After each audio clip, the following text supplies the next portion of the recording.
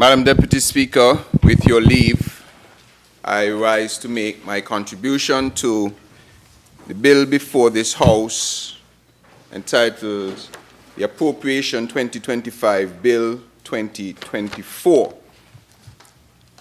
And allow me, of course, to acknowledge the leadership in the ministries that I lead, and also permit me, Madam Speaker, Deputy Speaker, if you may, to allow me to recognize my beautiful wife and my two lovely daughters. And the old man is here today as well, so he's looking back. As we present this budget, Madam Deputy Speaker, of innovation, inclusivity, and sustainability, our path forward, I wish to pause to give Almighty God thanks for bringing us to this point in our journey in nation building. Without His grace, we would not be able to achieve anything. Indeed, we owe a debt of gratitude to the men and women who have placed their trust in our capacity to lead the government and deliver on the mandates that they have given us. We wholeheartedly pledge to continue to work hard on behalf of every citizen and resident of this country so that we can all achieve a better standard of living here in our federation. Madam Deputy Speaker, as always, I must extend my eternal gratitude to the wonderful people of constituency number 3, from Palmetto Point, Garvey's, Boyd's View, Abbott's, West Farm, West Haven, Dewport, Mattingly Heights, Mattingly Farm, Beacon Heights, Ocean Gardens, Ocean Lawn, Hummingbird, Camps Estate, Amway Drive, Bayview, Crescent Hill, Dewars, Olivies, Buckley's Park, Buckley's Development, Buckley's Extension, Buckley's Estate, Buckley's Site, Limekeel, Trafalgar, Fort Lands, Russell Village, Haynes-Smith Village, St. Johnson Village, Lagreet, Pleasant View, all of Shadwell, and all other communities and villages of West Bastia. Thank you. Thank you for reposing your confidence in me to represent you in these hallowed halls and to serve in your government as a minister. Our constituency will continue to see major investments under my representation. So far, Madam Deputy Speaker, we have paved or are paving new roads in Shadwell West, Shadwell South, in Boyd's View, Palmetto Point. We have resurfaced existing roads in Boyd's, in Limekeel, in Trafalgar, and Fort Lands. We have fixed drainage infrastructure in Limekeel Development, Limekeel Project, and Haynes-Smith Village. We are one step away from 78 families in Lagreet from receiving their signed and stamped certificate of title, granting them ownership of the lands they have occupied for many, many generations. This was a commitment made, and this is a commitment kept. We have revived Villagerama. We have now had 2 successful stagings of Villagerama after years of dormancy, and we intend to continue to make it even bigger. We have a successful Roots and Culture summer children's camp to preserve our heritage among our young people. We have identified new areas for land for our people of constituency number 3. And some of those who would have applied will be getting some good news at the start of the new year. We have now procured the contractor, a villager, I might add, to build the restroom and storage room facility on the Patsy Allers playfield. For years that has not been done. That will be pursued. They're making the final arrangements. We're now in the preliminary design phase of the new Limekeel Playfield Stadium. That will be the new home of our elite sports teams, including Trafalgar South Stars, of course, and quite possibly, Madam Senator, the next Premier League champions, Mr. Prime Minister, the village superstars. And we will be consulting the community in the new year as soon as the first draft of the design is ready. Remember, we only lend you the cup, you know. For 10 cups? Yeah, because we like St. Paul's, you know. You love St. We love, actually, I love St. Paul's. Yeah. We are about to receive our first allotment of the Smart Home Housing Initiative, just like the unveiling in the other communities, Otleys, Sandy Point, Stapleton, what's the next one? Newton Ground. Number 3 is on the list to be next. We will also be the home of the construction of the brand new JNF Climate Smart Hospital, creating many jobs and opportunities for our people. The new legislation we recently enacted will allow us to clean up many of the abandoned properties that are scattered around the community. So the work as the representative continues in the constituency.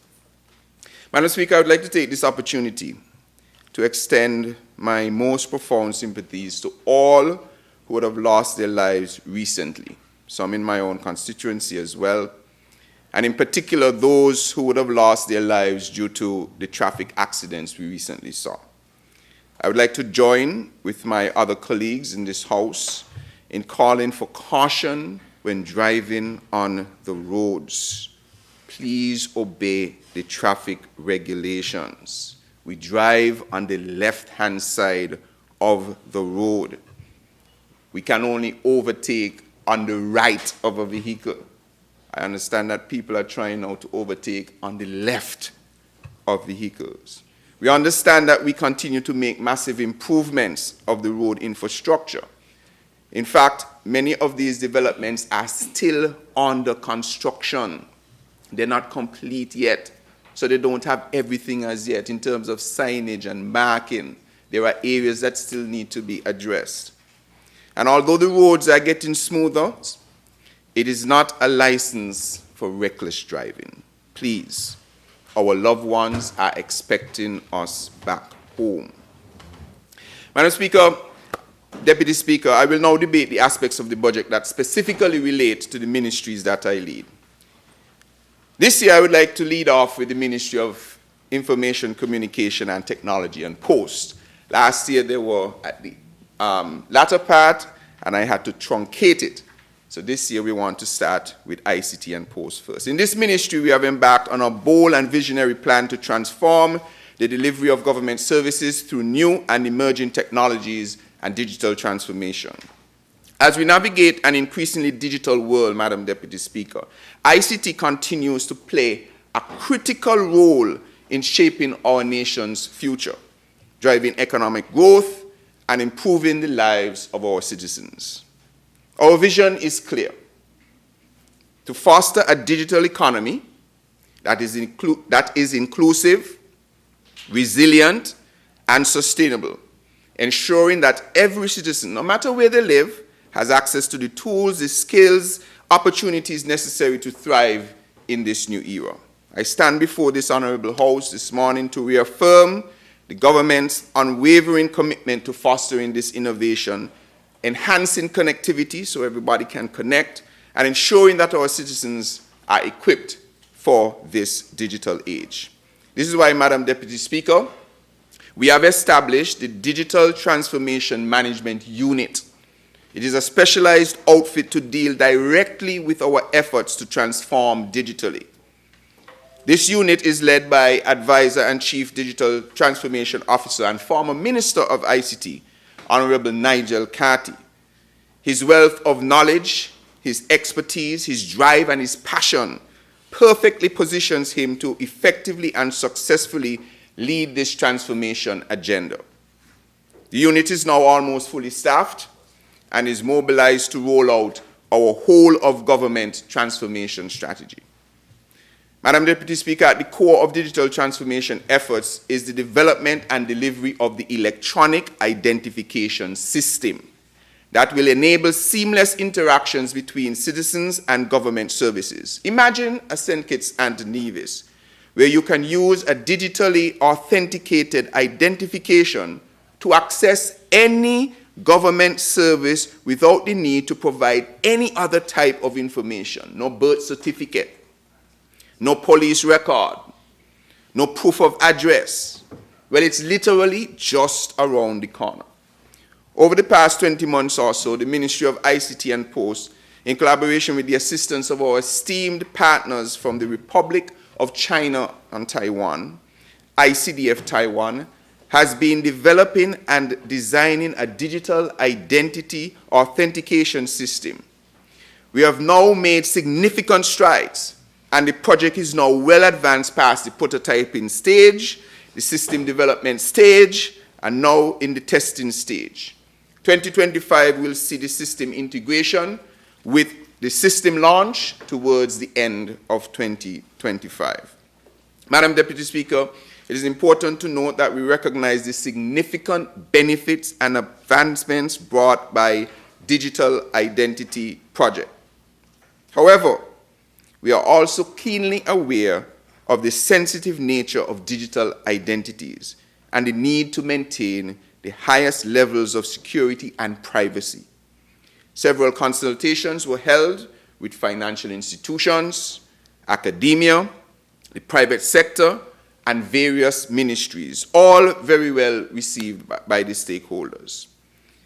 Madam Deputy Speaker, one of the highlights of the several consultations held throughout the year of 2024 was the opportunity provided to stakeholders to interact with a consultant by the name of Gilberto Martins de, my wife will kill me. Mr. PM, this is a Spanish name. How do you call this one? Almeida. That's correct? De Almeida. Yes. De is French, no?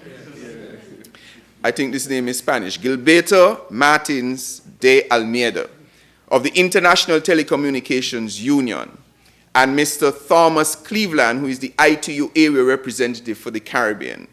These consultants engage with key stakeholders, including representatives from the Ministry of Health, Finance, National Security, Justice and Legal Affairs, and the Land Registry, and the Office of the Attorney General on data protection, card identifiers, and card usage.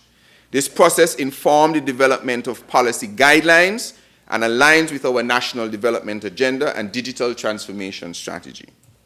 Security of the ID system is of paramount importance, and we are happy to report that the highest standards of security are being adhered to in the production of the digital IDs. In fact, a few months ago, a delegation of 4, including the PSs in ICT and national security, along with technical experts, traveled to Taiwan to participate in the first phase of the digital identity authentication project training program, the proof of concept, after they would have developed it. In Taiwan, they were able to inspect the facility where the digital ID cards will be manufactured. This, I must add, is the same facility that produces Visa and MasterCard products, and, as you would expect, operates with exceptionally robust security protocols. As someone said earlier in a press conference, if we are willing to trust Visa and MasterCard, then we must be able to trust this if it is being manufactured by the exact same people. Our ID cards will be among the world's safest, featuring 8 advanced security measures. Holographic artwork with color changes that cannot be accurately reproduced by color copiers. Kinetic patterns, these are security patterns in the card. Something called optically variable ink, which is a security ink printed which color changes as you move the card. Ultraviolet guilloche patterns, another, I think this one is a French word. UV print that can only be viewed under ultraviolet light. Something called a relief background, that's number 5, relief background or a raised background. These are security patterns with line of relief where color changes cannot be accurately produced by color copiers. 6, microtext, very small font printing that cannot be reproduced properly by copying. Dot pattern printing, security pattern printed with dots that cannot be accurately produced also by color copiers. And then finally, number 8, security chip, manufactured by the international renowned chip maker IDEMIA, which is a French company, with a suite of data encryption and security features. That's the chip you see in your cards that you have, the new chip that you see on your credit cards, etc. So it is of the utmost highest security. The delegation also had an opportunity while they were there to witness the e-government development of Taiwan, the applications related to natural ID certificates and the household registration information system, their cybersecurity protocols and strategies, and their smart city development. Madam Deputy Speaker, our vision is to also create a digital identity card that embodies the natural beauty and cultural heritage of our nation. Our government remains resolutely committed to the inclusive participation of all in this process. For this reason, in May of this year, the Department of Technology collaborated with Taiwan ICDF to invite all eligible citizens of the Federation of St. Kitts and Nevis with a passion for digital design, creativity, and innovation to participate in the digital ID card design competition. Over 50 submissions were received by the deadline. All designs were evaluated by a team of qualified judges based on the judging criteria. The final scores were audited through the audit department of the government, and the top 3 best designs were identified. I take this opportunity to publicly recognize the exceptional talent and ingenuity of our citizens who participated in the National Digital ID Card Design Competition and congratulate the winners as follows. In 3rd place, with a prize of $1,000, was Ashby Edinburgh. And in 2nd place, for a prize of $3,000, was Colleen Richardson. And in 1st place, for a prize of $5,000, was Jenna Bass. On the screen is the background of the card without all of the additional features that we mentioned. Madam Deputy Speaker, another critical component of the digital transformation agenda is the development of an electronic civil registry system, which will be the cornerstone of the Digital Identity Project.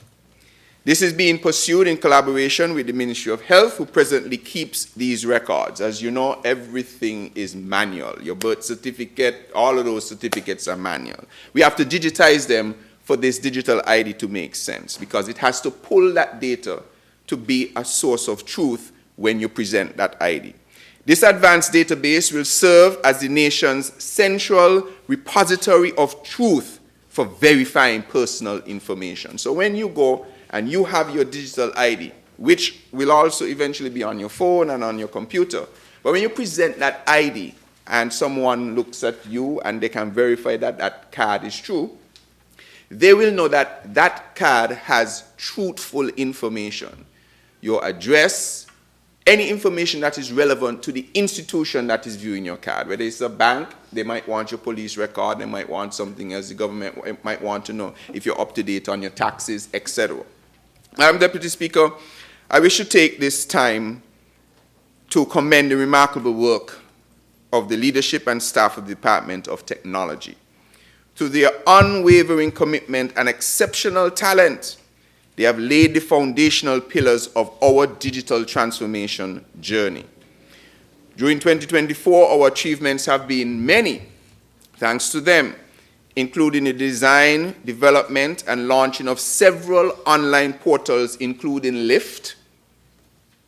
You're welcome, Madam Senator. Aspire. You're welcome, Mr. Prime Minister. The Special Housing Digital Platform. You're welcome. The Border Management System Integration. KNA Farm. Welcome, Minister of Tourism.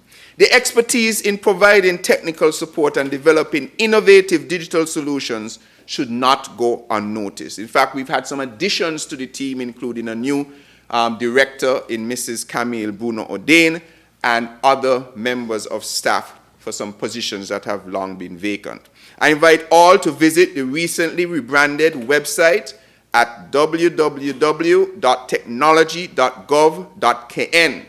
I think they're showing it on the screen now, which acts as the central hub for digital services. You will see the department's passion coming through the screen. I want to congratulate them for a job well done. And it's now being built out. It will have more content and more content. Madam Deputy Speaker, St. Kitts and Nevis was the host of what is considered by our regional counterparts as one of the best CTU ICT weeks over its history. I kid you not, I have received a lot of commendations from the ministers that were here for the CTU ICT week. They called me after and said how much they really enjoyed. I want to thank all who were involved, not just in our ministry, but our service providers, our hospitality providers, because the reviews were really, really good. We also ventured over to Nevis, and so I want to thank the Premier. I reached out to say we have, since this is a regional thing, Nevis must be involved, and we went to the park. What's the name of it again? Malcolm Gishard Park, where we enjoyed a lively night, and they actually pulled me on the mic as well there. The Caribbean Telecommunications Union, CTU ICT Week, under the theme Bridging Technologies for a Sustainable and Inclusive Future, brought together regional ICT ministers, senior government officials, technology leaders, academia, and representatives from regional and international organizations.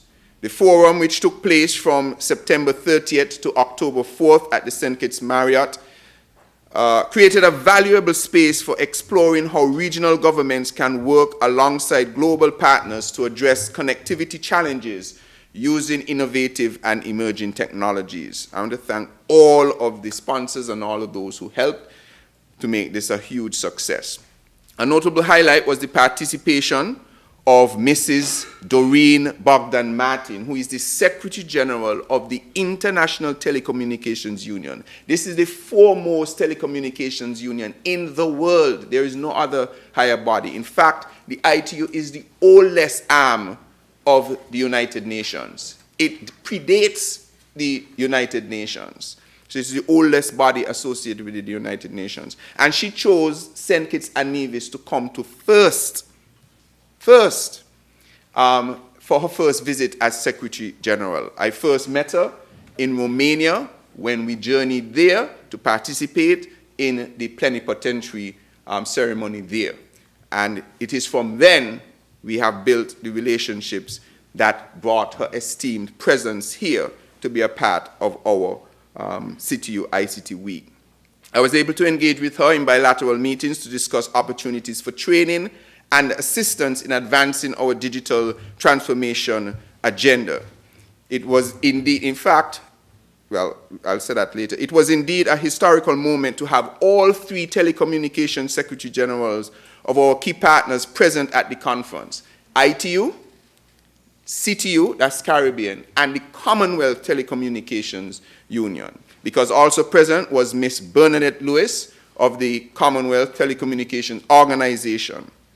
St. Kitts and Nevis's permanent secretary of ICT, Mrs. Pemberton, now sits on the executive committee of the CTU, having been voted in during the 2024 Digital Week in London. St. Kitts and Nevis was also voted as vice president, yours truly, of the Caribbean Telecommunications Union for a 2-year term during the proceedings by the Secretary General, Rodney Taylor, at the 2024 CTU Ministers Meeting. Out of that, the same ITU invited me to participate at an ITU roundtable for COP29. I was the only small island representative there talking on behalf of the Caribbean. They sponsored that. They felt that it was absolutely necessary for our voice to be heard. And the ITU put us to speak first on the floor, giving us even more prominence. I want to thank them for that opportunity. The week of activities concluded with the St. Kitts Tech Fest, an event designed to spotlight local innovation and creativity in the tech arena. The festival showcased cutting-edge IT solutions from local tech companies, with the St. Kitts and Nevis robotics team stealing the show as usual through their impressive robotics projects and chatbot demonstrations. The festival was a community-driven success, featuring immersive virtual reality experiences, live 3D printing, and exciting giveaways from Ectel. Attendees enjoyed the dynamic atmosphere, which also included support from the local food vendors. Madam Speaker, I now wish to update this Honourable House on our digital infrastructure development. The backbone of any digital economy is a robust and inclusive infrastructure. The SKN-IX project, which is in its third year now, has enhanced our digital connectivity. This critical infrastructure has provided a modern IX backbone to facilitate efficient and cost-effective internet exchange, or internet traffic exchange. The SKN-IX serves as a central meeting point for internet service providers, or we call them ISPs, content delivery networks, CDNs, and other network operators. By facilitating direct peering between these entities, the SKN-IX eliminates the need for internet traffic to be routed through foreign networks, resulting in faster speeds, lower cost, and improved overall internet performance. Madam Deputy Speaker, ordinarily, when you send a message, a WhatsApp, in fact, or an email, that would travel to your service provider here, internet service provider. It will travel to their nearest internet exchange point, which could be in Miami. Then it comes back to the service provider that is providing the service for the other person that you're sending the message to, and then delivered to them. That is how our information is transmitted now. By having a local internet exchange point, it means that if all of those service providers are connected, that data does not have to leave the Federation, meaning they don't have to pay tariffs wherever they have to go to use channels to wherever, or pay fees for using internet exchange points. It happens right here in our Federation. This is something that you will not hear a lot of celebration about, but it is an important milestone that has been met.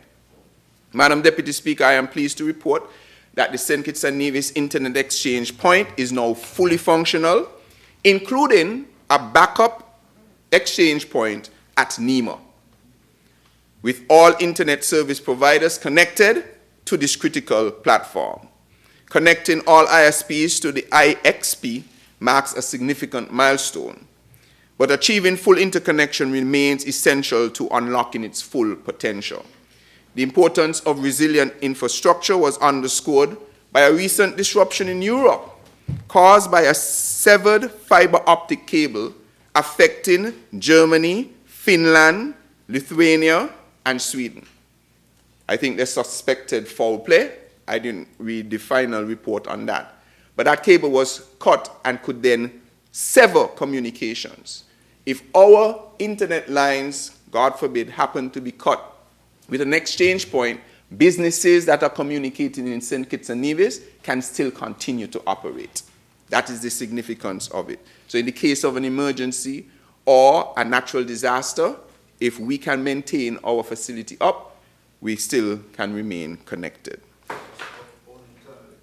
Internally. Only internally, if we are cut off. So we have lines that bring the internet here. A lot of people don't realize that all communication travels here under the ground, under the sea, to go wherever it is. So recently, I think in Anguilla, a ship dropped an anchor on one of those cables. It will get rid of the internet. I think we had an issue at some point to Nevis, where a digital line was damaged on the Southeast Peninsula. So if you are interconnected, but you get cut off from the rest of the world, you can still communicate. You can still log into your bank website and do your transaction, even if we don't have internet from overseas. So this example that happened in Europe reminds us why enhancing local collaboration and connectivity is critical to safeguarding our continuity of business, even when there is external disruption. Madam Deputy Speaker, I wish at this moment to express our deepest gratitude to Mr. Stephen Lee, who is the CEO of Architects, Inc., for his generous donation of 8 servers to the National ICT Center. This donation represents a significant boost to our efforts to establish the Digital Services Network, the DSN, which will replace our government-wide area network, for those who know those terms. Madam Speaker, I must acknowledge the close partnership also between the Department of Technology and architects, whose collaborative efforts have been essential to these achievements and fulfilling our SDG number 17 goal, partnerships for goals, yes. So, and they have worked very well with us to help us to bring our IXP and other services up to par. Madam Deputy Speaker, another important project is the Health Services Sector ICT project. The National Telecommunications Regulatory Commission, which is the NTRC, awarded a contract to the St. Kitts Nevis Cable Communication Limited, that is the cable, to execute this project. This initiative, funded by the Universal Service Fund, I'm going too fast right now, sorry, interpreters. This initiative fund, because you all tell me I only got 5 hours to speak. All day. Honourable Member, continue. Yes, Madam Deputy Speaker. This initiative, funded by the Universal Service Fund for exceeded 3.3 million, aimed to modernize the health sector's technological infrastructure. The project involved the supply, the installation, the commissioning of the St. Kitts Health Sector ICT network, alongside comprehensive training for personnel responsible for its operation. Additionally, the agreement included the provision of internet services to support the network for a period of 5 years. I want to congratulate the cable for the extraordinary work that they're doing in this regard. This modernized ICT network has resulted in faster and more secure services across hospitals, clinics, and other health facilities. Similarly, these institutions can talk to each other no matter what happens. Madam Deputy Speaker, we also continue to invest in training and capacity building for our public servants. Recently, we saw the completion of various courses at the University of the West Indies Open Campus by 11 of our dedicated staff in the Department of ICT and Posts in the following areas: Introduction to Human Resource Management, Customer Service, Office Administration, Principles and Practices, Supervisory Management. This was initiated and financed by the ministry in an effort to encourage the staff in continuous learning. I want to take a moment to express my heartfelt congratulations to each and every one of you, and to encourage yourself, you and others, to take up more of these opportunities. A brief word on cybersecurity and data protection. As our nation becomes more digital, the importance of security cannot be overstated. I want to take this opportunity to thank the ICT department, who have existing cybersecurity protocols that are working. Every day we have tons, hundreds of attacks on our system presently. And what has been set up has so far been working. But obviously nothing is 100% foolproof. But the solutions that they have identified have worked very well. I know some of you who have government emails, you would see something to say that some things are quarantined, and you could go in and check to see if it is something you really want, etc. They get rid of a lot of the phishing that is done. So I want to congratulate them on that. Therefore, we are committed to finalizing and implementing our national cybersecurity strategy and framework. This will protect critical government data and infrastructure, ensuring that we are well equipped to counter the growing threats of cyber attacks. A significant step towards this goal is the proposed National Cybersecurity Symposium themed Securing Our Digital Future, which is slated to take place in early 2025. The symposium will be hosted by the Department of Technology, Ministry of ICT and Post, in collaboration with key partners such as Caribbean Network Operators Group, or CaribNOG, Caribbean Agency for Justice Solutions, Caribbean Telecommunications Union, the CTU, and the Organization of Eastern Caribbean States, OECS. Additional notable partners include the CTO, that is the Commonwealth Telecommunications Organization, CARICHAM, Network of Caribbean Chambers of Industry and Commerce, ARIN, which is the American Registry for Internet Numbers, and the Connected Caribbean Foundation, all huge players in this space. Madam Deputy Speaker, as we pursue this digital transformation, and after a lengthy procurement process, our ministry has secured the consultancy services of Cybernetica, a company out of Estonia that has collaborated with over 35 nations on digital transformation. When I met with His Excellency Tony Blair a few weeks ago, and we mentioned that we have secured the services of Cybernetica, before I could finish calling the name, he called the name with me. And he told me that he felt very good that we have engaged one of the top companies in the world to assist us in our digital transformation. They were started in Estonia, who is the premier country for digital transformation. These persons that are involved in that company worked in that digital transformation. So we are excited to have them on board after a very long procurement process. Over the coming months, they will guide us in establishing the necessary legal frameworks to support our digital transformation efforts, as well as assist with the development of policies, standards, and infrastructure for the successful implementation of the electronic ID, taking into account the importance of system integration, interoperability, and security. When we visited Estonia, there was something very important they told us, and it will always stick with me. They said that it was critical for us not to think that we have to reinvent the wheel, that we have to start over. So we have solutions in inland revenue.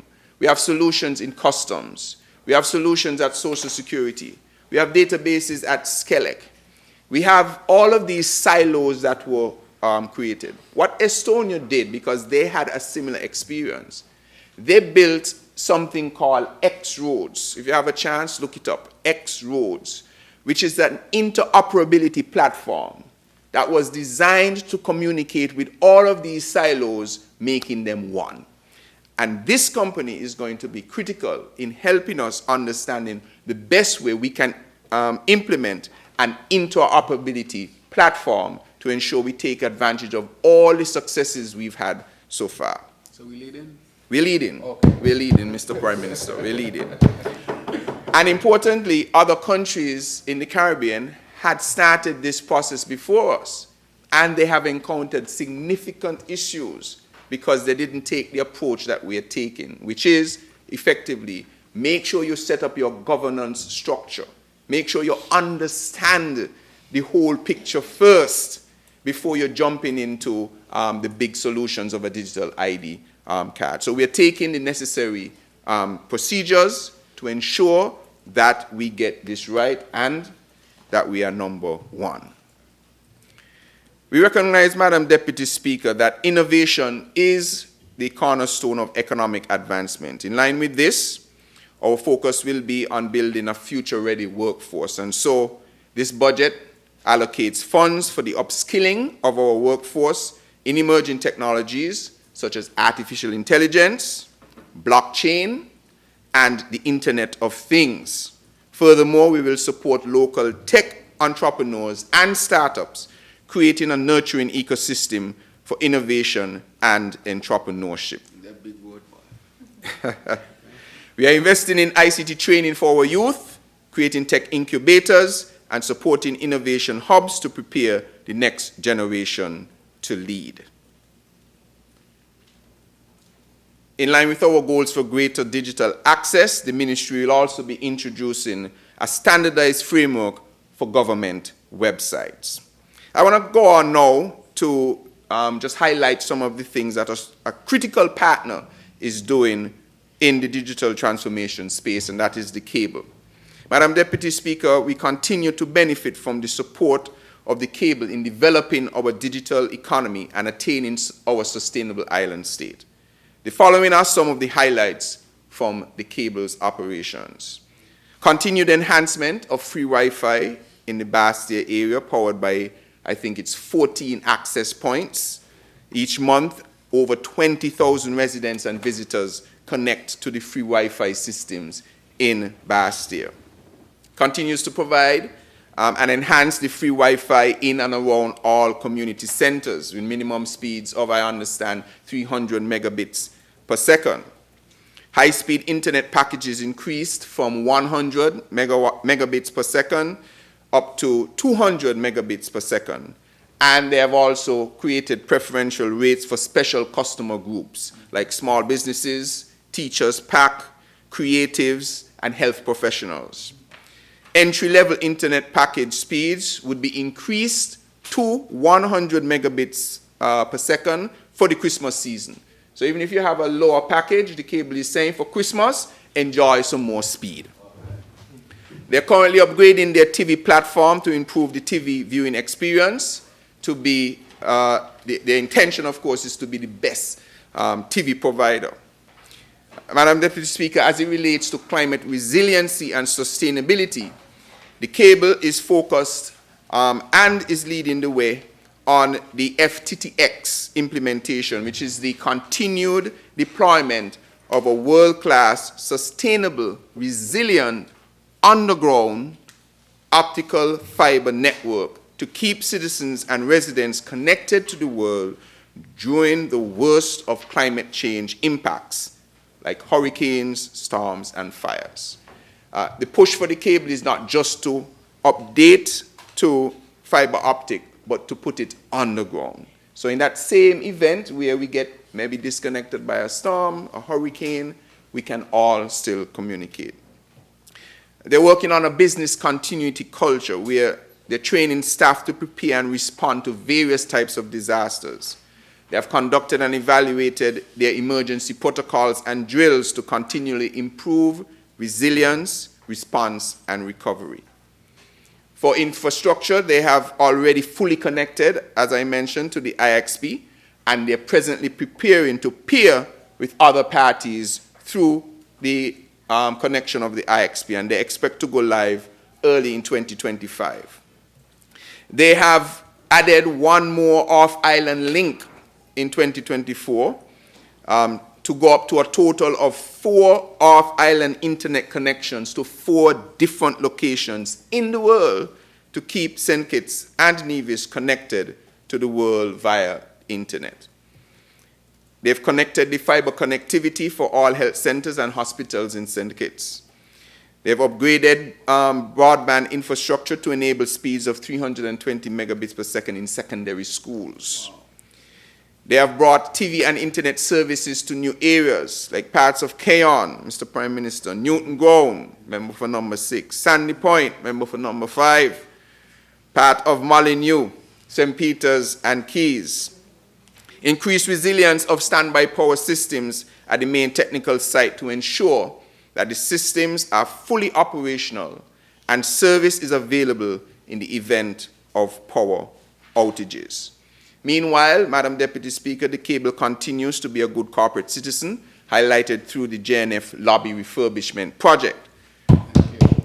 Together with the Ministry of Health and other corporate stakeholders, the total renovation of the JNF lobby was completed as part of the 40th anniversary community project. I was happy to be there for the unveiling.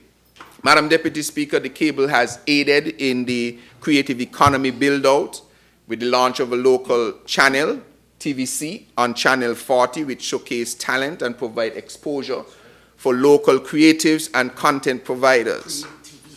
Yes, Create TV. Nice, nice.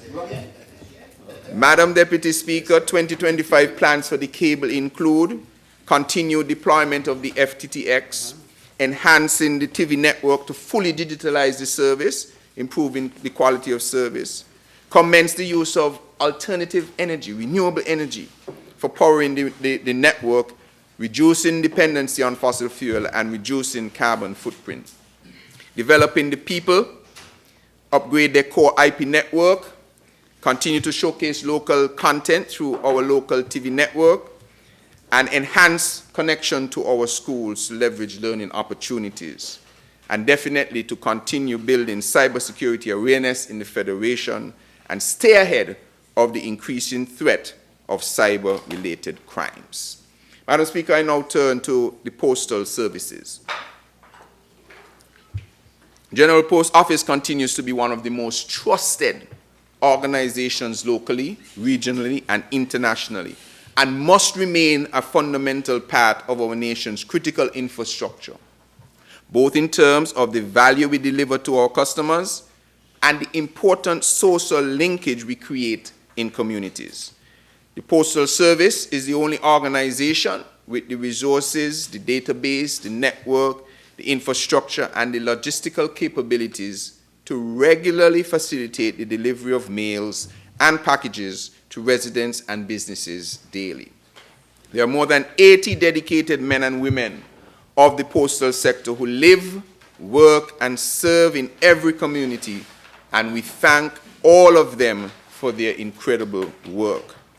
While the mail volume, that is mail, M-A-I-L, volume, continues to decline, although the M-A-L-E, we have some work to do there as well. But at the same time, package volumes have drastically increased. This has been attributed to, of course, the e-commerce economy and has become a critical source of revenue. However, because the network was primarily designed to process and deliver mail, we have had to make a monumental shift in the way we operate. We are presently undergoing infrastructural changes to have a fully automated system. We have begun to internally strengthen the network and software infrastructure. We have recently completed the construction of a server room and currently installing fiber for greater efficiency.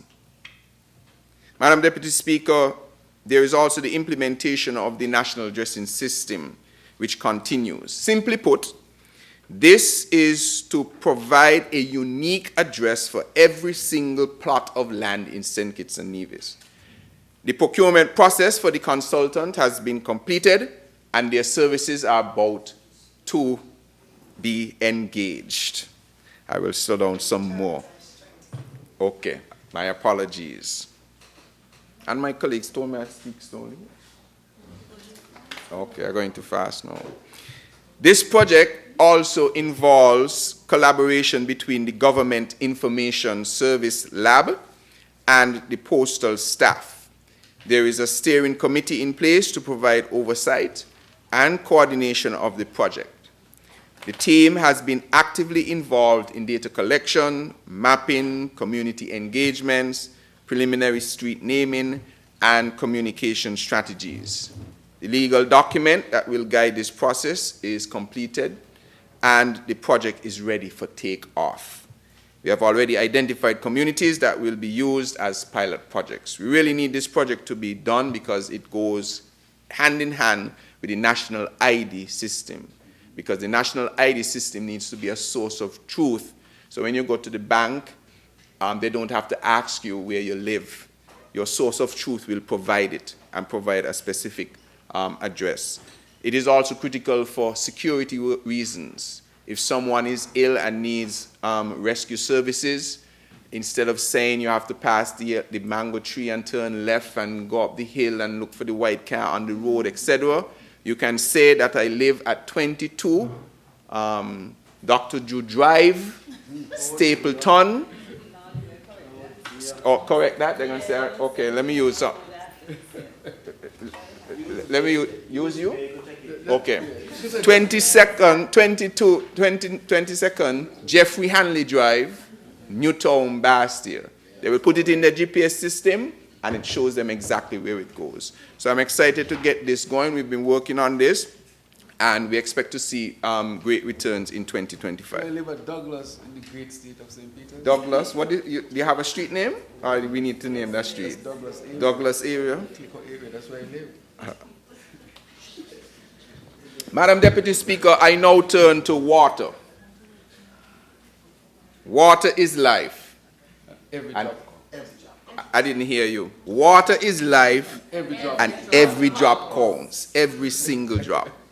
10 years ago, Madam Deputy Speaker, on December 11, 2014, I want to be specific, the government of St. Kitts and Nevis received a comprehensive report titled A Vulnerability and Capacity Assessment Report for Vulnerability and Capacity Assessment and National Adaptation Strategy and Action Plan for St. Kitts and Nevis, prepared under the European Union Global Climate Change Alliance, EU GCCA, Caribbean Support Project.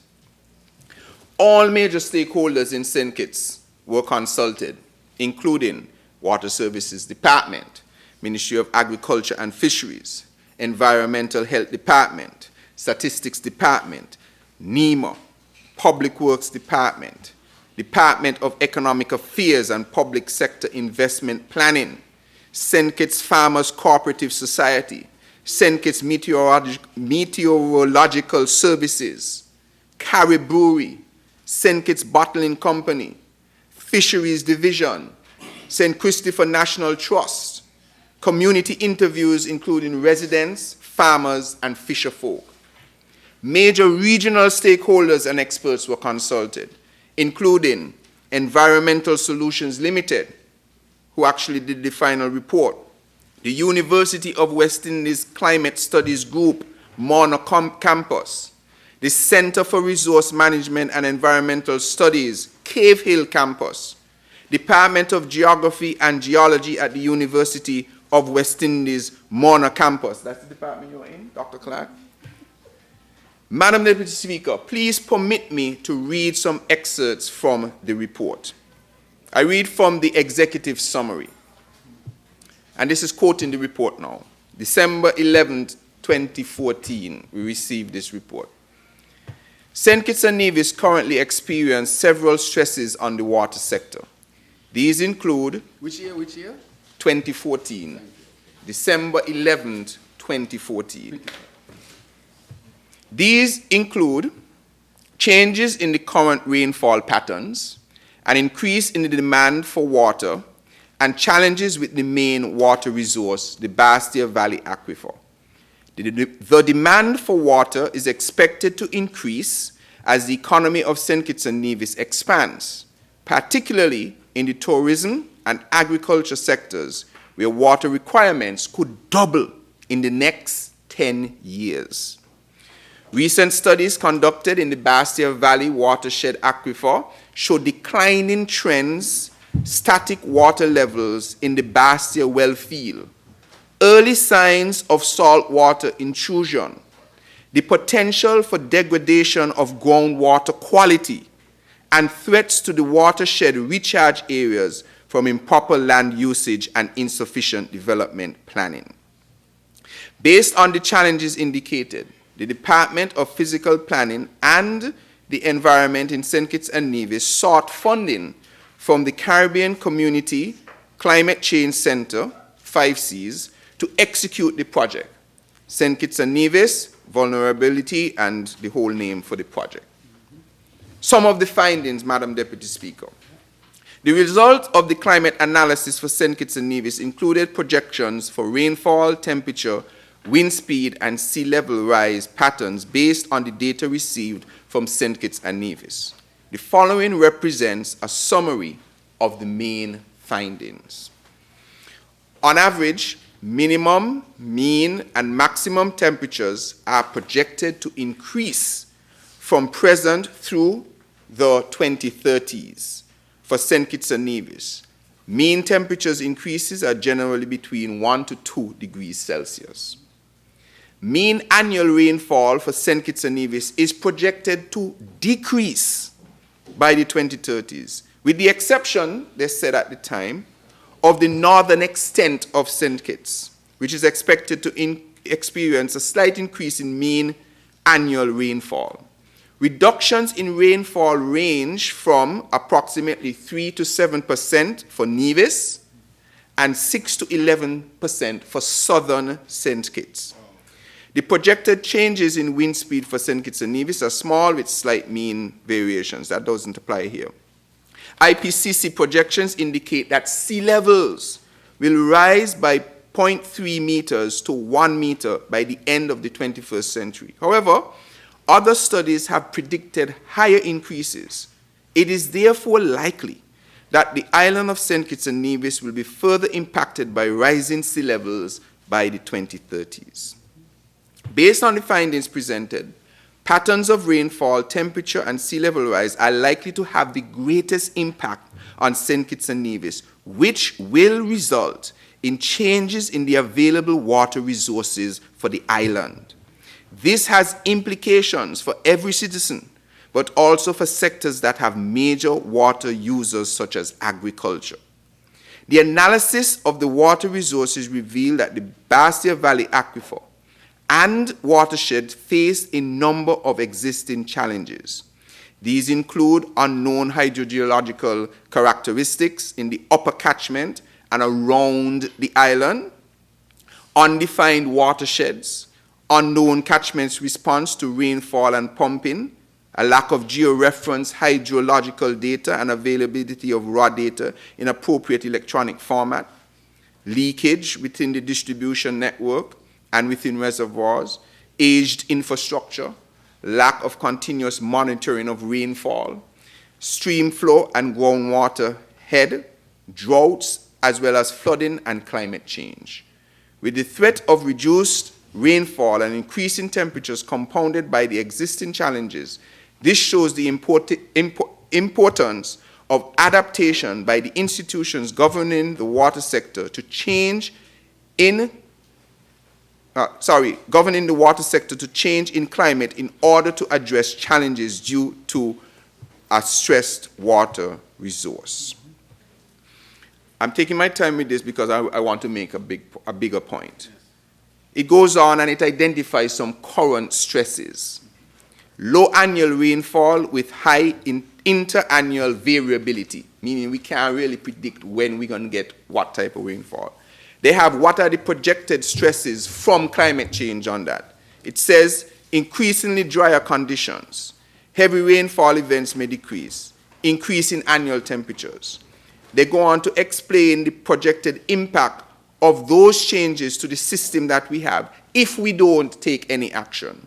More frequent drought events, increased evaporation may result in greater pathogen density in water, and this could result in a lack of potable water. Population growth and expansion of tourism-related activities may compound this problem. And when this was? December 11th, 2014. Annual exposure to hurricanes and tropical storms. Hurricane intensity expected to increase. Increased flooding in certain areas and exposed to risk of debris and sediment flows. Damage to water sector infrastructure and increased downtime can lead to loss of revenue and negatively impact water sector developments. They spoke about over-extraction of wells resulting in saline intrusion. Break down saline. That's salt water. Over-extraction of wells resulting in salt water getting into our wells. Because, they give the reason, the increase in sea levels, they go on to say what will be the impacts. Water quality problems may arise, which can restrict the use of highly brackish saline water or salt water. Increasing population economic growth increases water demand. Sea level rise can lead to future coastal flooding. They go on to speak about meeting increased demand for water from population growth and poor watershed management. Madam Deputy Speaker, this is why I particularly love science. It don't watch no face. It tells you as it is. And only God could better science, nothing else. And importantly, Madam Deputy Speaker, the Labour administration of the day had done the groundwork and engaged experts to properly advise on what lay ahead for the water sector. In fact, the administration then had already started to make the investments by engaging well drilling companies to drill for water. Unfortunately, just remember the date. Honorable Member, you have half hour remaining. Thank you. You got more time. You go ask for it. Okay. Because it's a big ministry, Madam Deputy Speaker. Unfortunately, Mr. Prime Minister, member for number 8, remember the date? December 11, 2014 is when the government got the report that they had commissioned to help them to deal with the water situation. It's a decade ago. Yes. Unfortunately, in February of 2015, the member from number 7, who, by the way, has not graced us with his presence for more than 1 minute in this honorable house, disrespecting the proceedings of this house, aligned with key political foes of the then administration to gain political power and become prime minister. And under his administration, in the face He had one seat. of all One seat. expert advice, and this is only one piece, there are others, in 2015, they did absolutely nothing to respond to these dire warnings. To make matters worse, Madam Deputy Speaker, and to ensure that the authorities knew what was on the horizon, we experienced a major drought in 2015. Wow. One of the worst droughts on history. Nothing done. So even if they didn't read the report, God showed us that something was wrong. And they did nothing. So in 2015, they did nothing. Okay, it was their first year. 2016, how much? Nada. Wow. 2017, zero. Wow. 2018, cero. That's how you say zero in Spanish? It could work. It could work. It could work? Tell me how to say it. Zero. Zero? Yeah, Okay. you're close. In 2019, not. In 2020, nil. That's not true. In 2021, blank. Okay, well, a little more than nil.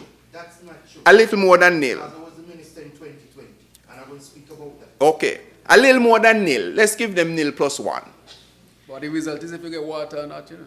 In 2021, blank. I want to fix it in 2 years. No water. In 2022, zilch. 2022, zilch. No water. But Honorable members, Honorable Member for St. Christopher 1. I would like to hear the Honorable Member for St. Christopher 3, please. But I will be fair. In 2022. A few weeks before the 2022 election, What? they did run and try to engage the services of BEAD. I think they paid some money maybe in June or How much July. years that? 8 years after?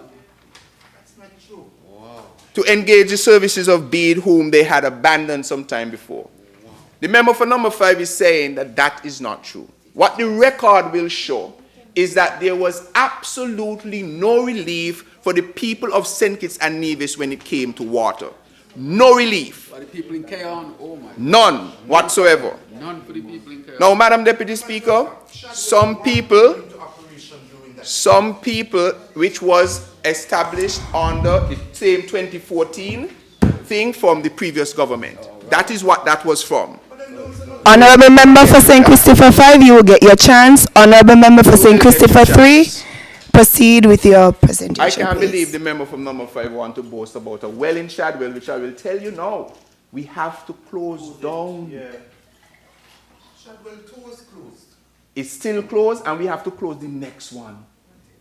Oh my. And I'll tell you why. So if you want that one, take it. Everything shut down. Take it. Madam Deputy Speaker, some people are trying to make water a political issue as we do for everything else, it seems. Well, let's go, since they want to do that. I'm responding to persons trying to make this a political The issue. labor caused the water problem. Let me tell this nation this. Yeah. The single reason why you do not have 24-hour running water in your home today is because of the inaction of the Harris-led administration for 7.5 years from 2015 to 2022. Surplus after surplus. How do I know this to be true? And no water. Well, we have only been here for 2 years. Yes. And we have done the following. And we are and will continue to bring relief. Take your time on that one. 7.5 years, you want to take the Shadwell well that we have to close down and take less out of it and invest in what is going to be called a treatment plant? Take that. The budget for 2022. Look at what we've done in the past 2 years. The budget for water in 2022. Honorable members, I don't intend to repeat myself a lot today. Please limit the interruption and allow the member for St. Christopher 3 to do his presentation. Thank you. Madam Speaker, let's go through what we've done in 2 years. The budget for water in 2022 that we met was a paltry $8.7 million. In light of all the challenges that we have with water. In 2023, we increased the budget to $22.7 million. In 2024, it was increased to $38.6 million. In this budget, we are proposing a further increase to $44.2 million. That is a 400% increase in the water budget since taking office. In 2 years. 2 years, 4 months. We reinstated the water board that was dormant for years and through the entire administration between 2015 and 2022. We set up a 24-hour water hotline service. Wow. We recommenced groundwater exploration with drilling for new wells. After decades of water issues in Keyon, this year, we commissioned a brand new well in Keyon, bringing significant relief to the people of this area and its environs. We are in the process to build 1 million gallons of water storage in Keyon. We are presently undertaking a drone-based airborne geophysical survey. Remember the report talk about not knowing what the geophysical landscape looks like? We are presently undertaking a drone-based airborne geophysical survey to identify new and unexplored areas for more groundwater wells, particularly on the northwestern side of the island from Sandy Point, the area from member number 5, right around to Keyon. Remember the report referenced that they expect a slight increase in rainfall in the northern side of the island. So now we are going to go and explore to see where all that water is going. They did not do that. Not a single thing was done. I shouldn't watch you? Watch? Okay, watch it.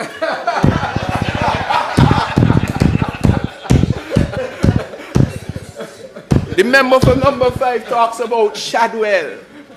Well, what happened to St. Paul's? I don't know. It rains every single day. And Newton Ground. Wow. And Deep Bay. And they can't understand because every day they're getting rain. And they're saying, well, how we could be getting rain every day in the hills and we ain't getting no water? It is because the administration prior to this one did not find the time to explore where that water was going so that they can drill and find it for you and bring it to your faucet. We will do that in this administration. It's a pipe. Right? Yes, bring it to the pipe. Right, not right. That's correct. Bring it to the pipe. Member for number 5 didn't do any of that. And by the way, he had 2 years to it. I only had 2 so far, so we could compare. Oh. Trying to back out now. I like that member for number 5. Honorable member for St. Christopher like 3, that. continue. Member for number 5 say he was fired. Honorable member for St. Christopher like 3, that. continue. We We procured a 200,000 gallon water tank for Date Bay area. The tank in Date Bay was leaking. So the little precious water that we were extracting from the wells was going into this old tank and leaking. What's the place down there named? The racetrack. Belmont Park had tanks there that were already installed. We negotiated to have a best price situation for our already installed tank, and now the people of Date Bay have a 200,000 gallon water tank to feed the area. We procured thousands of feet of water pipe to replace the deteriorating pipelines on the southeast peninsula. When they were built with the wrong specs. How long you said? 2 years? 2 years. That's all we had. That's all we've had so far. Wow. Procured thousands of feet of water pipe to replace the deteriorating pipelines on southeast. We entered an arrangement to purchase desalinated water from Royal Utilities that is being actively pumped into the water system in Frigate Bay. We constructed a pump house in Frigate Bay for better integration of the desalinated water into the water infrastructure in Frigate Bay and the southeast peninsula. Yes. We had construction of fencing to protect some of our exposed water assets like storage tanks and pump sites. We are presently expanding the Water Services Administration building, that's at Needmos, for the space that we need for the technical staff. We have done an interconnection of storage facilities at Olives and Lagreet to have the ability to share water, coming from the west with areas that are normally fed from other distressed wells around the Bastille Aquifer. Member for number 5, this is why the well in Shadwell shouldn't be something that you should really be boasting about. I'll tell you why. We have had to reduce usage of that well for safety concerns to ensure that the quality of water coming out of the well is the highest. At the Water Services Department, we test the water, but we also have the standard of Bureau of Standards test the water. We also have international community test the water. And we have had to, we can't use one of the wells, that's Shadwell 2. Right? We can't use Shadwell 2. We have to reduce Shadwell 1. So all the persons who are in Taylors, in Shadwell, in Buckley's, etc., the well that you normally would have gotten water from, we have had to reduce offtake from that. And we don't have anywhere else to get the water from because every other source is also stressed. The Bastille Valley Aquifer is on the verge because we have been over-extracting for far too long. The rainfall has decreased. So even though we have made the connection between all of these, what we have done is, since we can maybe sometimes when the rain gets heavy, have a little extra water coming from Wingfield. There is also a well in that area. You're welcome. And I've gone up there a couple of times, and unfortunately, where people couldn't walk before, they can walk now because the water has reduced so much. It's really heart-wrenching to see what has happened. So what we have done is the water that comes into Lagreet, we have made an interconnection to a storage facility in Olives, which usually sources or provides water for Taylors and Shadwell and those areas, so that any excess water we might get in Olives, in Lagreet, we will pump it up to Olives to share around. But this is a major challenge because we have no additional sources of water. I literally, as Minister of Water, I have no project, none whatsoever, that was passed on to me from the previous administration. Zero. None. No new source of water, nowhere. Nada.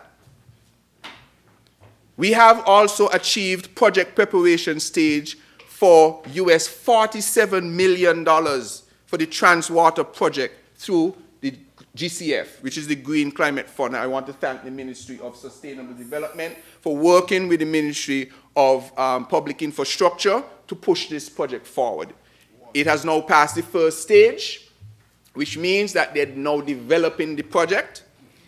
This takes significant time dealing with the GCF, etc.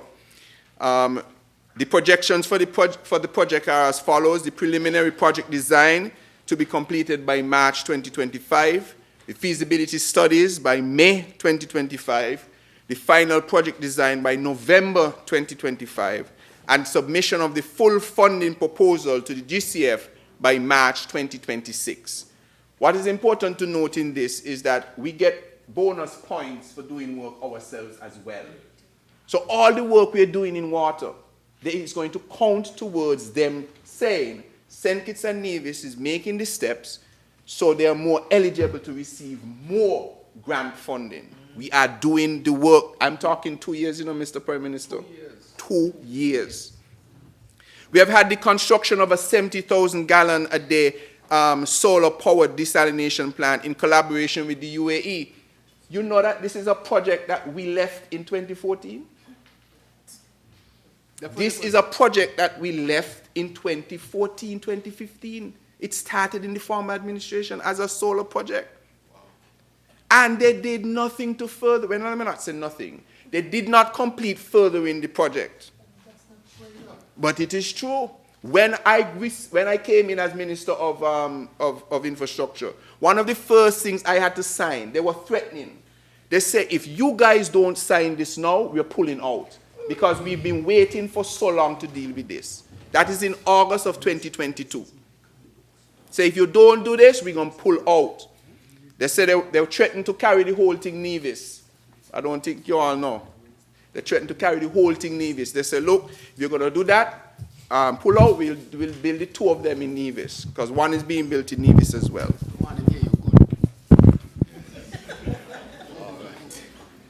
You all having problems with the mic there? I want to hear you good. I want to hear you good.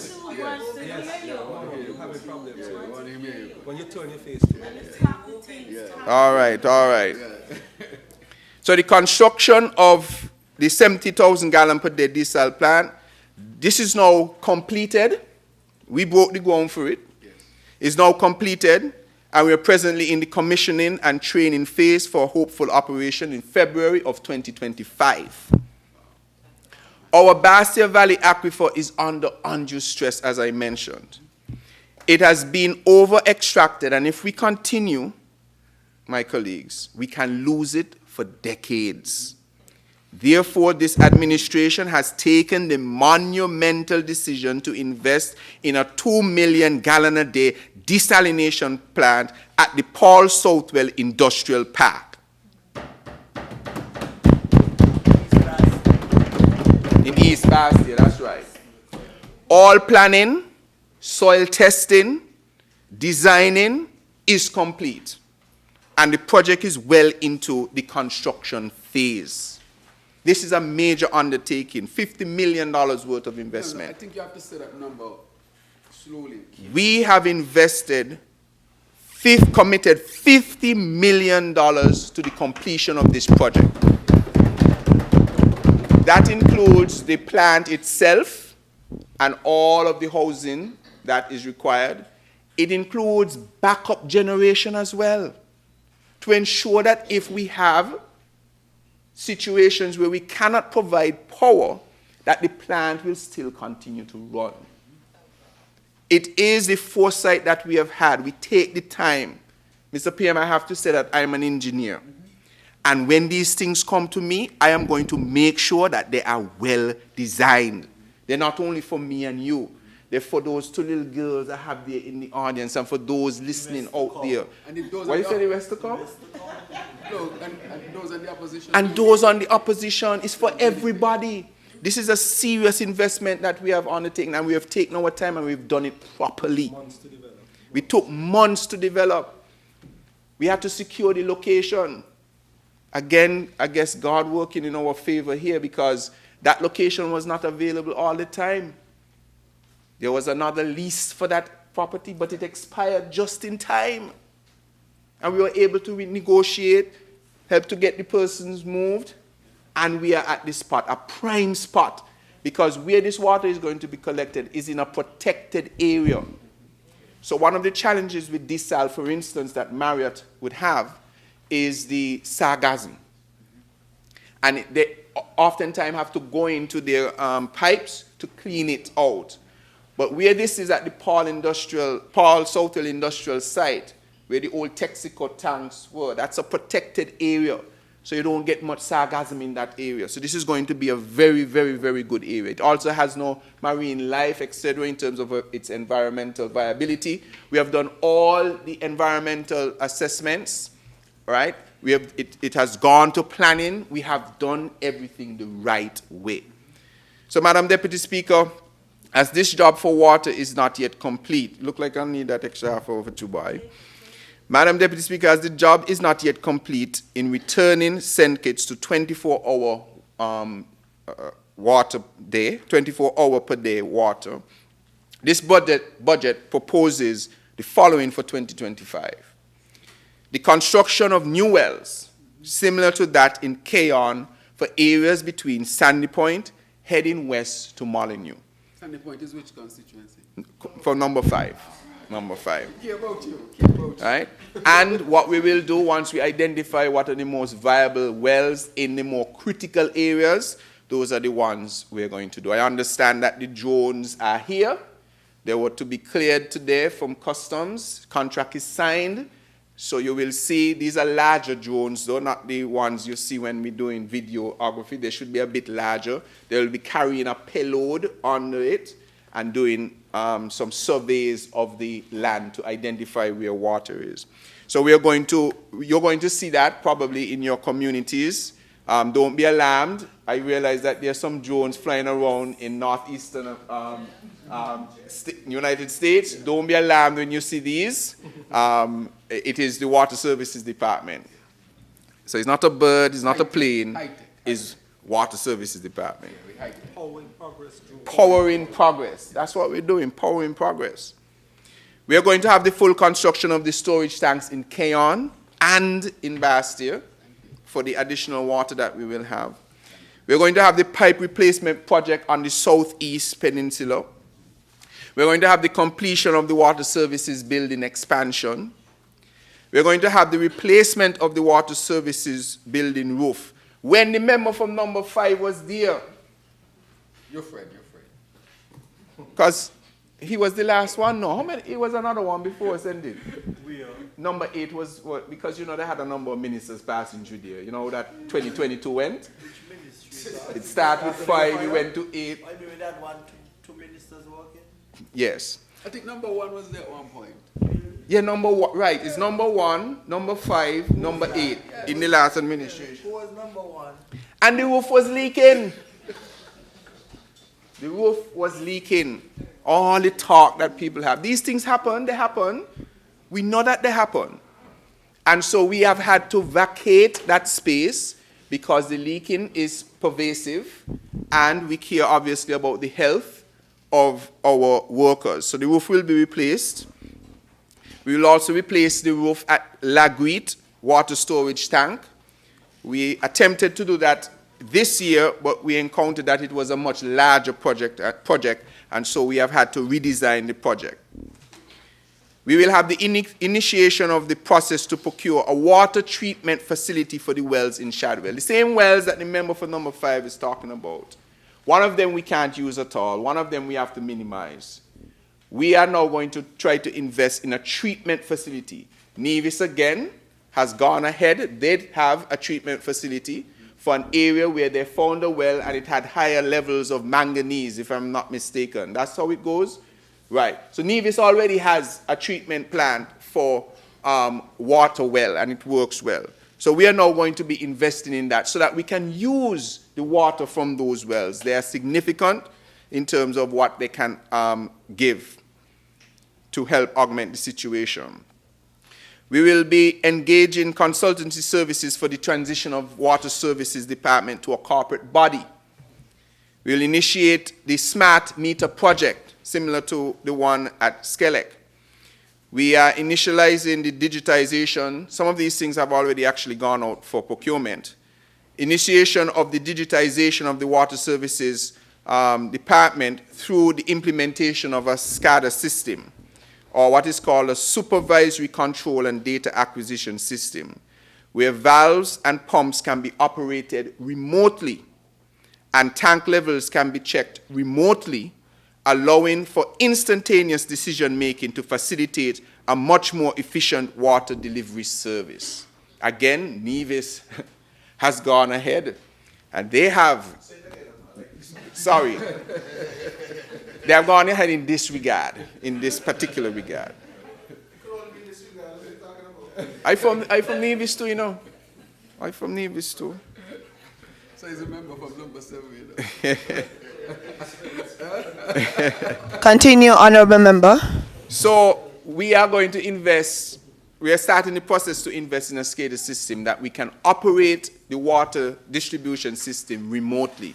Right now, we do everything manually. So every day, young men, mostly young men, and some young women have to go to these places, turn on valves, check levels, and so on. We are moving away from that.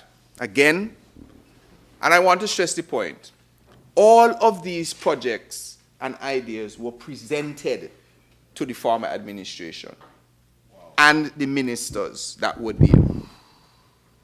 The Water Services Department has been saying for a long time the things that they need. The personnel. We increased the amount of engineers in the Water Services Department. Surplus after. We've added a position for chief engineer at water. We've added another position for engineer. We are being deliberate in our attempt to bring relief on this water situation. So we look forward to that. I'm especially excited about this particular system because it will bring efficiency to water delivery services. We will continue with protection of our water assets, with fencing and upgrade of our pump houses and storage facilities. Because we're building a 2 million gallon water desalination plant, we have to construct a new large pipeline from the location to the storage facility, which is at Mon Peak, which is to the top of Bird Rock. So you will see in the coming year, we have to dig up some of the road. People are always complaining about water digging up the road, but we have to. That's what we have to do in order to upgrade the infrastructure from Paul Southwell Industrial Site up to Mon Peak so that we can store the water that is desalinated. We will start the operation of the 70,000 gallon UAE collaborated desal plant at the Canada Industrial Site. We will have the completion of the operation of the Bastia 2 million gallon desal plant, which is going, according to schedule, which we are very happy about. And we will be onboarding new and training of both existing and new staff for the operation of these desalination plants. We have already brought on some personnel for the operation, and we will bring on some more in the new year. Madam Deputy Speaker, although we are clearly making enormous progress, I want to say this. I understand that many may not feel all of this work as yet. This administration is mindful that some of us have been on water schedules since 2015. In addition, there continues to be less and less water to effectively supply the increasing demand. However, I want to say that we are now making the long-term investments that really ought to have been done already, if I am to speak frankly, and especially after receiving the 2014 report on our vulnerability. As usual, Madam Deputy Speaker, it takes a Labour administration to make the tough decisions to properly build our country. To all, I continue to give my full commitment to bring maximum relief to the water situation well before our first term expires. We're not going to take 7 years. We're not going to take 5 years. I want the honourable member for number 4 to be able to have a wet down Juve next year. All right.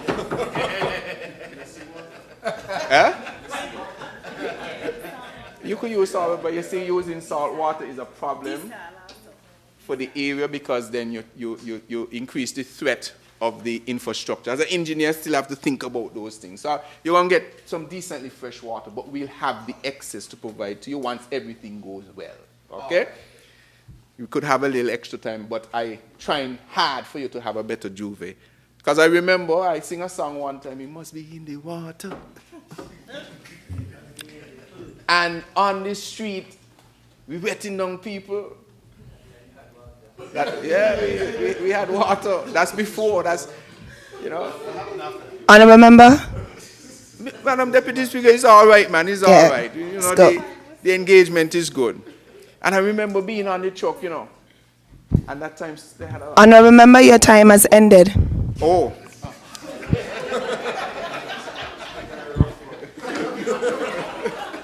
Madam Speaker, with your leave, I wish this Honourable House could grant me an additional 30 minutes.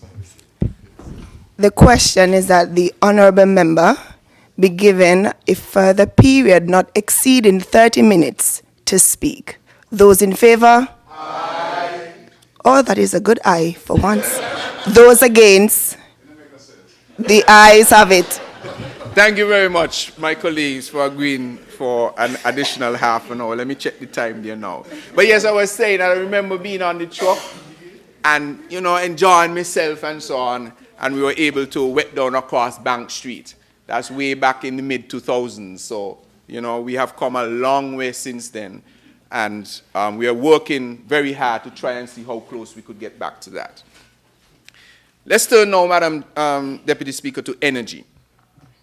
Madam Speaker, I wish now to update this Honourable House on our efforts to stabilize our energy situation and move toward our national development goal of 100% renewable energy by 2030.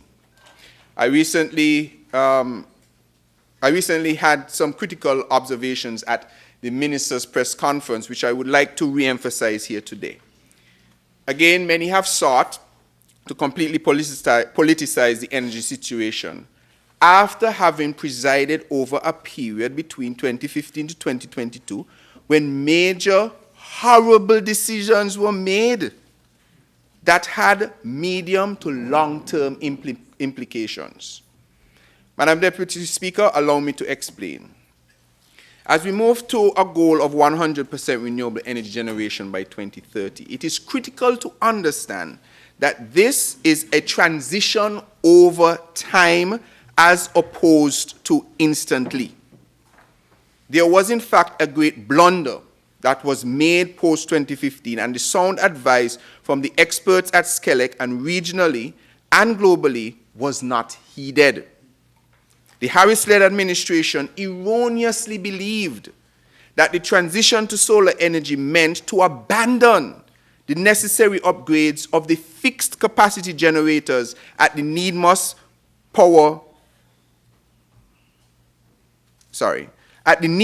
plant and focus solely on solar PV solution. This was a costly error of judgment. Madam Deputy Speaker, think with me for a moment. Imagine you live on a remote island where you import fuel to power an old generator that provides electricity for a small village. A visitor comes by and tells the mayor of a community, whom the locals call Mayor Patchy, "You are blessed with the best sunlight that can provide an unlimited amount of energy." The visitor says, "Why don't you buy and install solar panels instead of buying a new generator?" The visitor says, "We can make it even better by adding battery storage. It's the new way." Mayor Patchy agrees and then instructs the people that operate the generator, let's call them Genelec, to abandon their request for a new generator and passes on the visitor to Genelec and further instructs them to facilitate the construction of this wonderful solar PV with battery plant. Genelec agrees that they must pursue renewable energy, but further explains to Mayor Patchy that they will still need to buy a new generator because the solar system only works for some hours of the day, and the generator will be needed to run for the other hours of the day. Common sense. Additionally, GenLec advises that they should get an additional generator so that they would have redundancy generation so that they can take one generator out of service while another one is available to provide power. The mayor, whose understanding of these things is patchy at best, ignores the advice and forces the visitors project on GenLec. The old generator sputters and struggles to keep up the load while the visitors project takes years and years to materialize. GenLec does its best to keep the old generator going, but its last breath is literally around the corner. Still no solar plant, nor new generator in sight. Madam Speaker, this may sound like a fairy tale or a make-up story. However, this happened right here in St. Kitts and Nevis. I will repeat what I said at the press conference. Skelec is faced with generators that are way past their useful life cycle with 40 and 25-year-old units, and other generators that are now overrun because Skelec had no spare capacity to take them offline for maintenance. For instance, firstly, the demand on St. Kitts is approximately 28 megawatts peak. Since joining the administration, Skelec has only had around the same 28 megawatts of available capacity. This means that if one generator goes down for any reason at all, load will have to be shed and people will lose electricity. The solution here is to invest in new fixed capacity gensets to ensure that the plant has the ability to routinely remove generators out of service for regular maintenance. However, no such investments were pursued post-2015, as was done in 2010 to 2015 by the former Labour administration, where 4 new gensets were procured. Again, Nevis went ahead. Surplus after surplus. What that?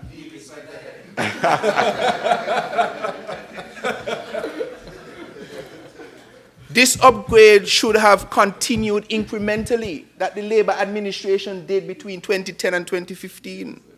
Instead, all the eggs were placed in the solar PV battery energy basket. Here is the problem with that.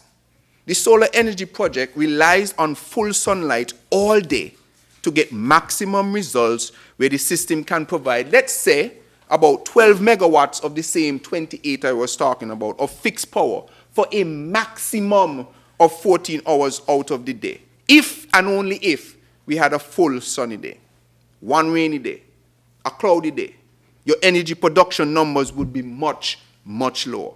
Therefore, when the solar energy system shuts off, says at 8 p.m., after the batteries run out, you have to go back to your generators.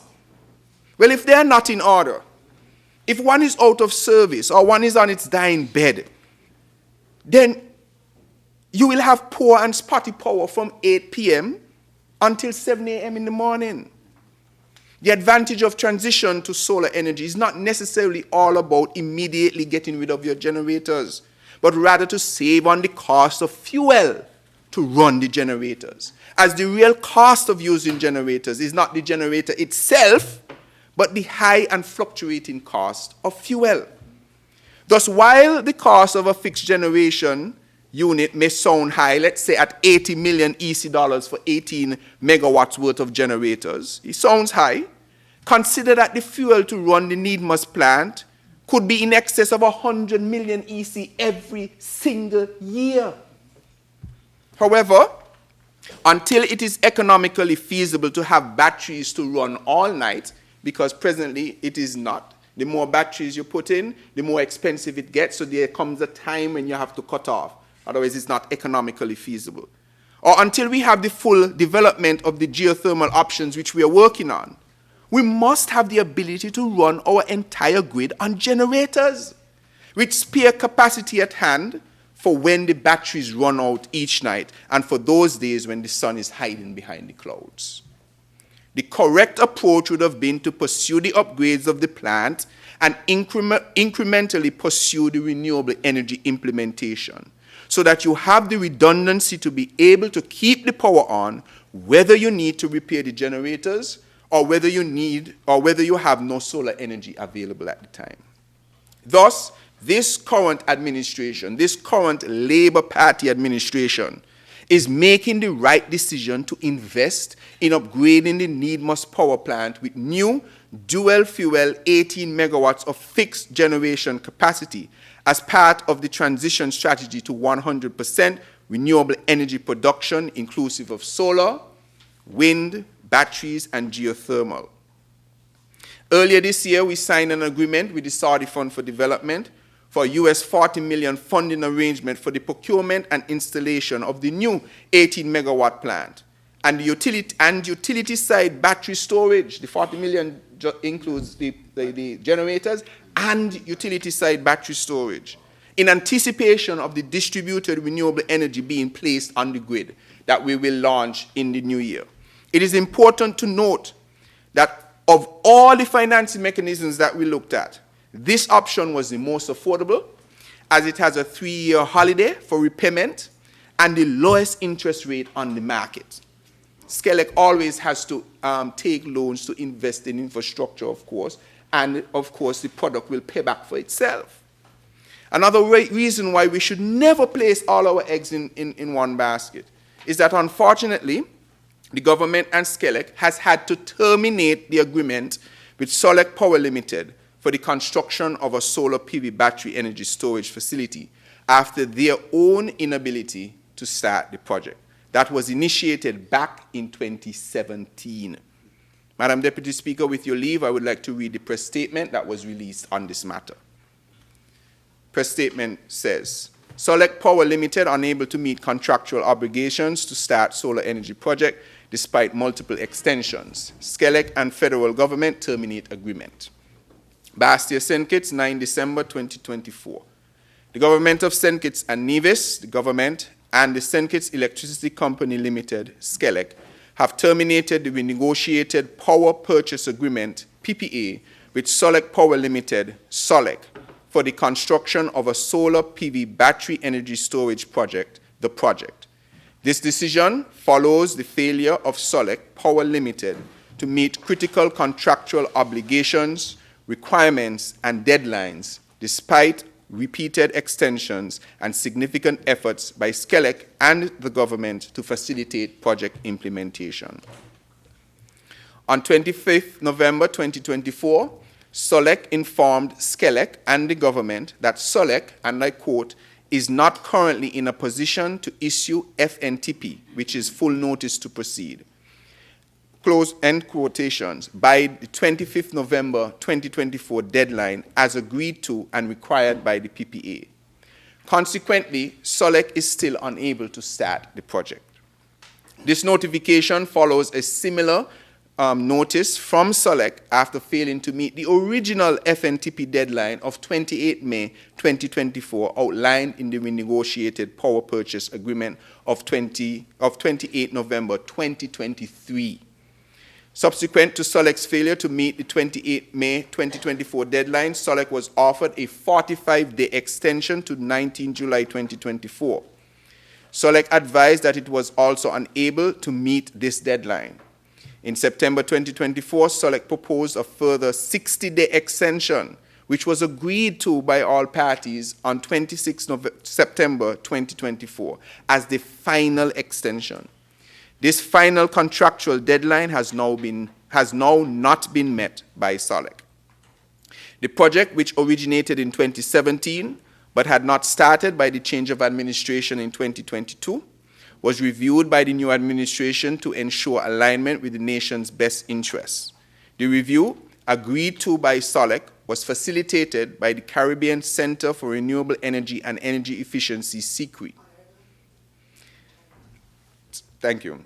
The findings revealed important aspects of the agreement that were unfavorable to SCELEC, and by extension, the government and people of St. Kitts and Nevis. These findings prompted the renegotiation of the PPA to achieve, among other things, 1, a reduction in the power purchase price, an opportunity for local private sector investment in the project, and 3, rigid timelines for completion of the project. The renegotiated power purchase agreement was signed on 28 November 2023.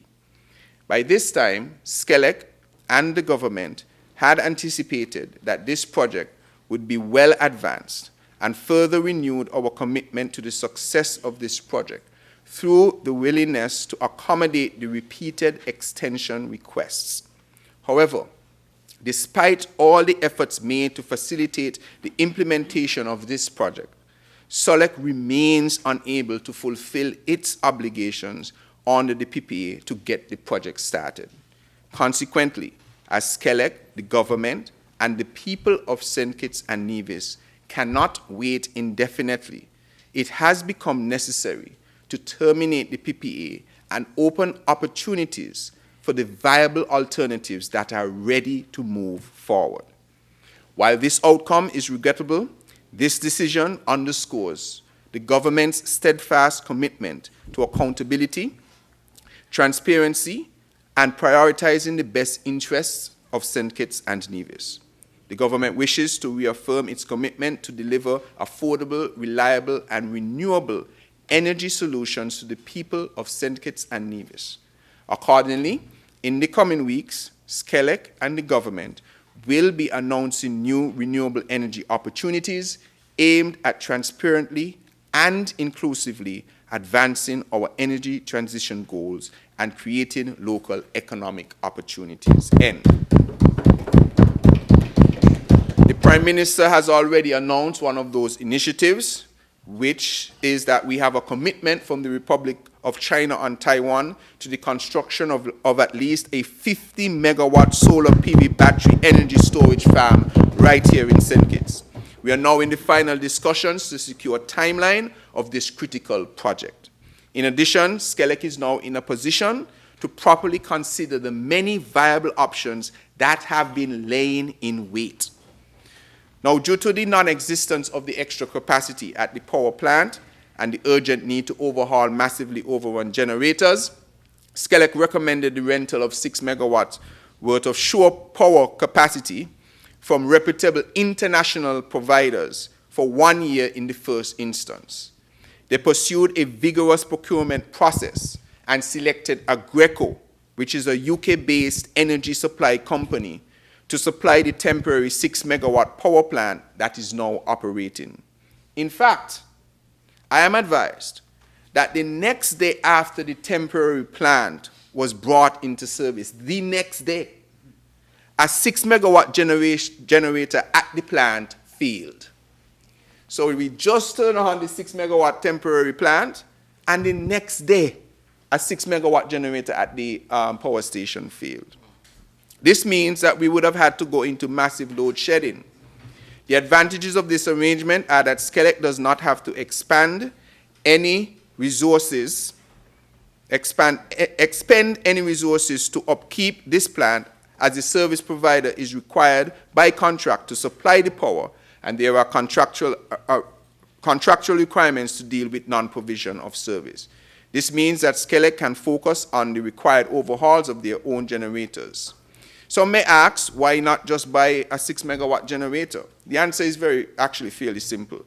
These types of generators do not sit on a shelf, as they have to be designed and custom made for specific environments, especially as they are intended to last for 20 to 25 years.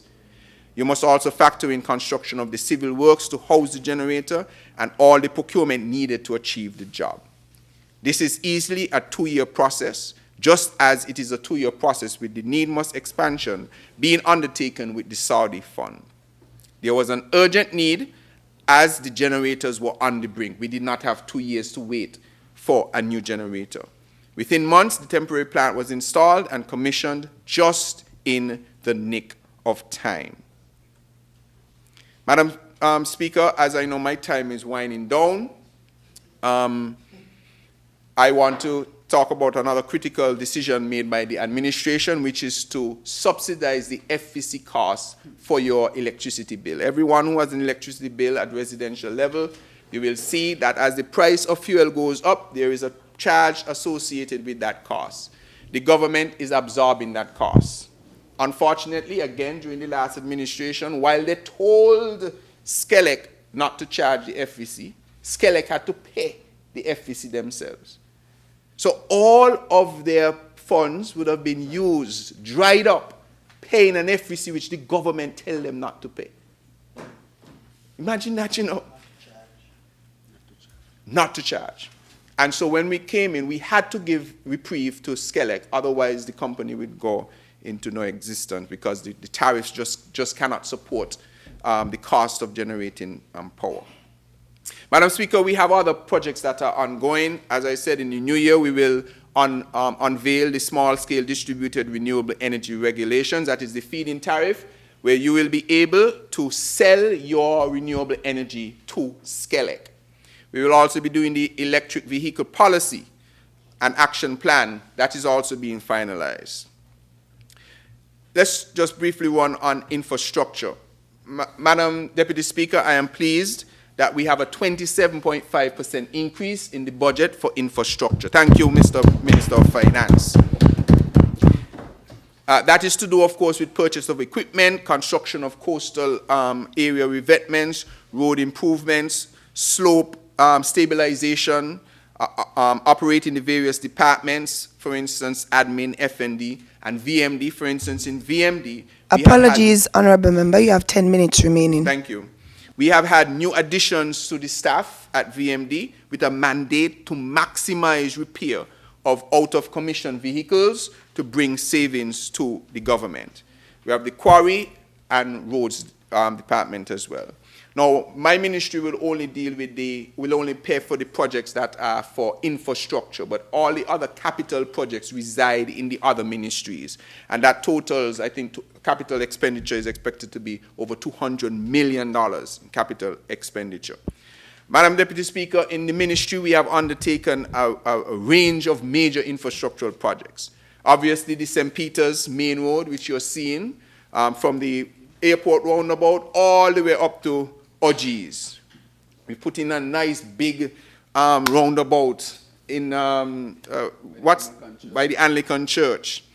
We have built a road in Palmetto Point, a new concrete road in Palmetto Point.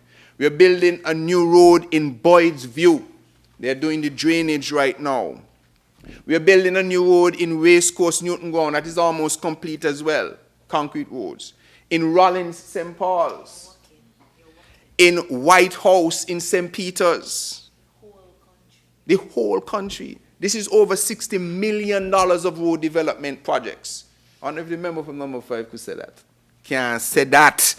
In 2 years. Can't say that. You coming? Fort Lands revetment. And I will be after you. Phillips Slope revetment. Right? Honorable Member, your time is going. Yes, and remember, Madam Speaker, they interrupted, so you got to give me the No. The member agrees.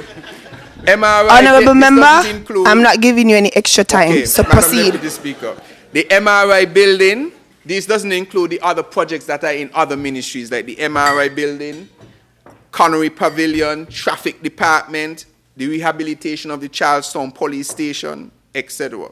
Now I want to close off with the quarry.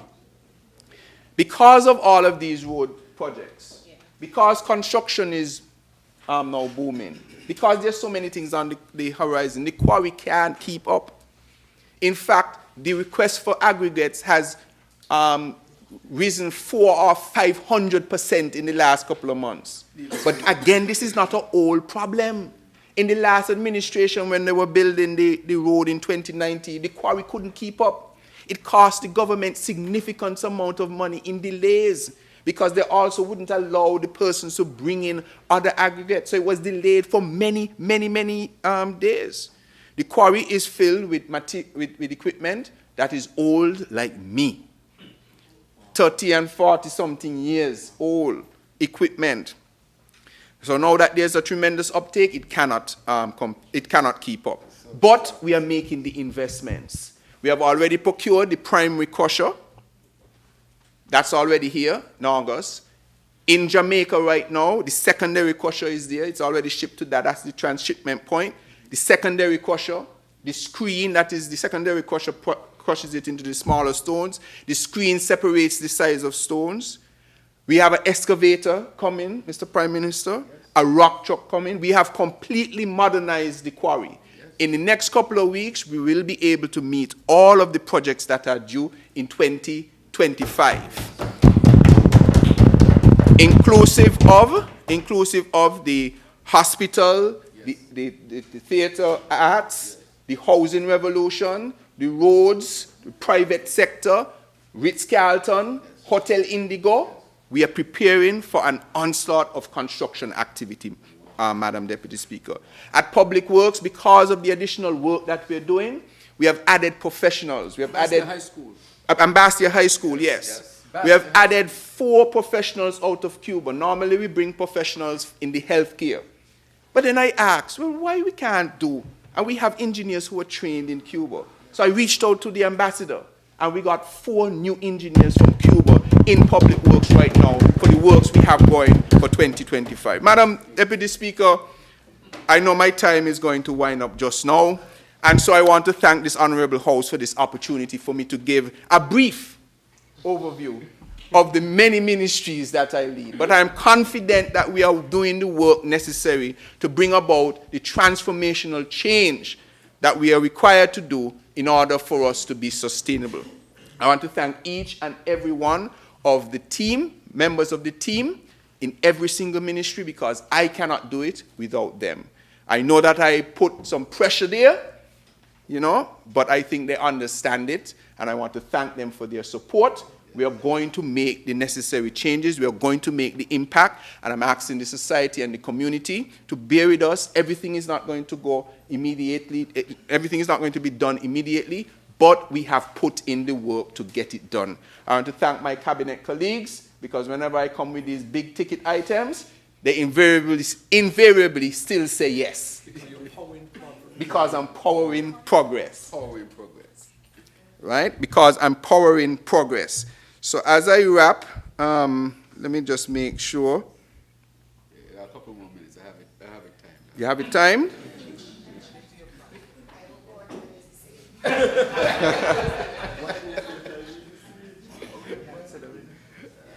Oh, let me see. Let me just. No,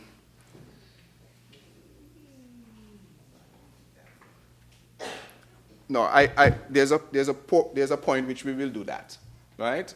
My wife is always looking out for me. She's, when I'm singing calypso, she's making sure, I'm so grateful to have the support that I have through my wonderful wife. So, Madam Deputy Speaker, with your leave, this is a synopsis of what we're doing in the ministries which I lead, and we look forward to a successful 2025. May it please you. Thank you very much.